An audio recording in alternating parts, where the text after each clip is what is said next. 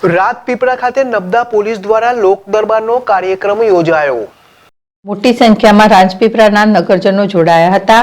આ પ્રસંગે જિલ્લા પોલીસ વડા પ્રશાંત સુબેએ જણાવ્યું હતું કે નબદા પોલીસ પ્રજાની સેવા માટે છે। પોલીસ પ્રજાની મિત્ર છે। ઘણીવાર પ્રજાના પ્રશ્નો જે હલ નથી થતા ત્યારે તે માટે લોક દરબારના માધ્યમથી અને લોક સંવાદના માધ્યમથી આદાન પ્રદાન ચર્ચા કરીને તેનો સુખદ ઉકેલ લાવવાનો પ્રયાસ કરીએ છીએ। નગરજનોએ સુરક્ષાના પ્રશ્નો, ચોરીના બનાવો અંગે સીસીટીવી કેમેરા મૂકવાથી માંડીને અન્ય ટ્રાફિકના પ્રશ્નો અંગેના પ્રશ્નો રજૂ કર્યા હતા, જેને ઉકેલવાની જિલ્લા પોલીસ વડાએ ખાતરી આપી હતી।